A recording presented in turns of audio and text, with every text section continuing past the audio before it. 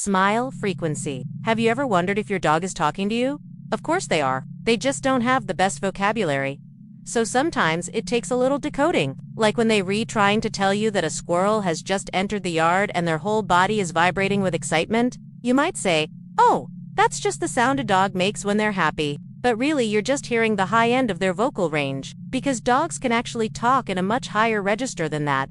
A frequency so high that it's inaudible to human ears, that is until now. Because a researcher at a university in Japan just decoded it, and once they did, they found that they could influence human emotions just by playing it. The broadcast on the radio waves was subtle, like the whisper of the wind through the trees or the chirp of a cricket on a summer night. But someone was out there broadcasting it, sending out a signal on a frequency only dogs could hear.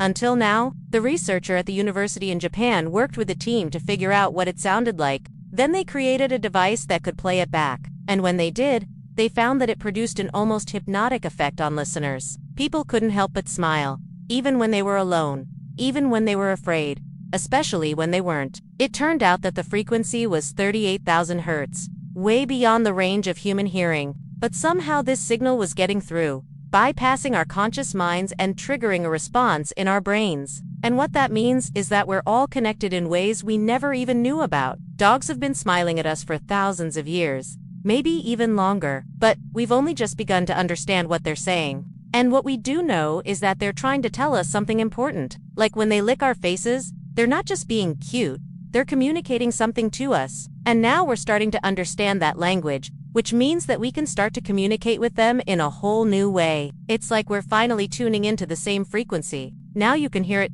too. Can you? It's the frequency of happiness, the frequency of connection, the frequency of love. It's all around us. We just have to tune in. This is the host. Thank you for listening. And remember, if you can't hear the signal, it doesn't mean it's not there. You just have to keep listening.